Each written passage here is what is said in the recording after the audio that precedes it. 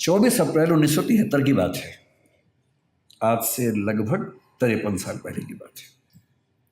ये दिन पता नहीं आपको याद है कि नहीं, लॉ के स्टूडेंट्स को याद होना चाहिए। वैसे ये वो दिन है जब सुप्रीम कोर्ट में केशवानंद भारती केस का जजमेंट आने वाला था। हमारे इतिहास की सबसे बड़ी बेंच 13 जजेस की बेंच बैठी हुई थी। चीफ जस्टिस सर्वमित्र सीकरी को उसी शाम को रिटायर होना था और उनकी जिद थी कि आज तो जजमेंट दे के ही मानूंगा। ऐसा होता है, कई चीफ जस्टिस चाहते हैं कि लास्ट डे पे कोई बड़ा जजमेंट दे के रिटायर हों। उनको भी अच्छा लगता है कि हमने एक माइलस्टोन वाला काम किया अपने अंतिम दौर में। जजेस बटे हुए थे बुरी तरह से कि संविधान में जो लिखा नहीं है वैसा बेसिक स्ट्रक्चर होता है कि नहीं होता है।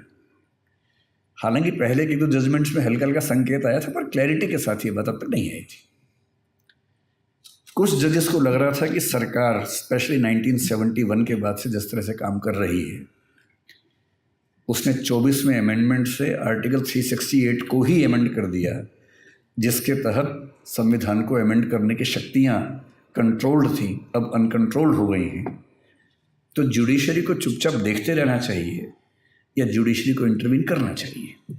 सबसे बड़ा क्या है, संसद ने कुछ भी कह दिया वो है, या सबसे बड़ा संविधान का जो मूल भाव है, बेसिक फीलिंग है, बेसिक स्ट्रक्चर है, वो है? अंत में 7 जजेस ने तय किया कि भाई बेसिक स्ट्रक्चर होता है। 6 ने तय किया कि नहीं, ये बेकार की बात है।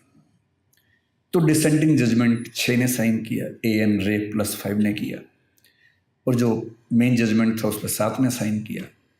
ये साइन करते ही सीकरी साहब रिटायर हो गए। उसके बाद तो मामला 6-6 का ही बचा, हालांकि साइन तो हो ही चुका था। अगली सुबह सारी परंपराओं को खारिज करते हुए 3 सीनियर मोस्ट जजेस को लांघते हुए 4थे नंबर के जज एन रे को भारत का चीफ जस्टिस बनाया गया। शेरेट साहब जो कि सीनियर मोस्ट थे, चीफ जस्टिस बनने से चूक गए। खैर, एग्जाम्पल मैं इसके बाद दूसरा दूंगा आपको। पहली बार ऐसा हुआ कि एक व्यक्ति जो सीनियर मोस्ट नहीं था, उसको सरकार ने अपनी इच्छा से चीफ जस्टिस बनाया और पूरी लीगल फ्रेटर्निटी में एक विरोध का भाव, तनाव का भाव पैदा हुआ। आपने सब कहानियां सुनी होंगी। ये बात 1973 की है। 75 में इमरजेंसी आ गई, एन रे चीफ जस्टिस बने रहे। उसी दौर में 1976 में एक बहुत खतरनाक केस हेबियस कॉर्पस आया, जिसको हम शिवकांत शुक्ला वर्सेस एडीएम जबलपुर कहते हैं बेसिकली। 9 हाई कोर्ट्स ने मेरे ख्याल से ये जजमेंट दिया कि हेबियस कॉर्पस की रिट तो लीगली अलाउड होनी ही चाहिए। आप आर्टिकल 21 को कैसे सस्पेंड कर सकते हैं? राइट टू लाइफ तो मोस्ट फंडामेंटल है, किसी भी कानून की तुलना में फंडामेंटल है। सबकी अपील सुप्रीम कोर्ट सुन रहा है, कॉन्स्टिट्यूशनल बेंच है, 5 जजेस बैठे हुए हैं। एन रे बैठे हुए हैं, जस्टिस चंद्रचूड़ बैठे हुए हैं, जो भगवती साहब हैं वो बैठे हुए हैं, जो हमीदुल्ला बेग साहब हैं वो बैठे हुए हैं, और जस्टिस HR खन्ना, हंसराज खन्ना बैठे हुए हैं। मैं ये मान सकता हूं कि 1973 में शेरेट साहब को, हेगड़े साहब को, ग्रोवर साहब को इस बात का अंदाजा नहीं रहा होगा कि चीफ जस्टिस की अपॉइंटमेंट में परंपराओं को खारिज किया जा सकता है। पर इस बेंच को आइडिया था कि ऐसा हो सकता है, पहले हो चुका है। और 4 जजेस ने सुप्रीम कोर्ट के इतिहास का सबसे खराब फैसला दिया कि अगर इमरजेंसी लग गई है, अगर मीज़ा एक्ट लागू हो गया है, तो मीज़ा एक्ट के तहत हम अपने संविधान के आर्टिकल 21 को भी सस्पेंड कर सकते हैं और हेबियस कॉर्पस की पिटीशन फाइल करने की अनुमति खारिज कर सकते हैं। लेकिन एक जज ने, जो कि सीनियर मोस्ट है चीफ जस्टिस के बाद, नंबर 2 पे है,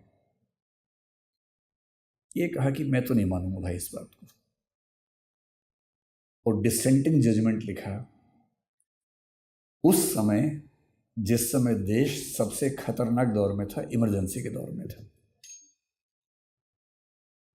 उसकी कीमत चुकानी पड़ी। कीमत ये चुकानी पड़ी कि उसके बाद उनकी सीनियरिटी को लांघते हुए मिर्ज़ा हमीदुल्ला बेग को चीफ जस्टिस बनाया गया। बाकी लोग भी चीफ जस्टिस बने ही उसके बाद, बाकी दोनों बने।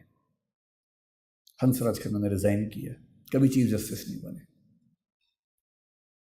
फिर एक सवाल उठता है, हंसराज खन्ना ने संविधान की मूल भावना का सम्मान करते हुए वो फैसला दिया जो लिखते हुए उनको पता था कि शायद चीफ जस्टिस का पद जो मेरे सामने रखा हुआ है मेरे हाथ से निकल जाएगा,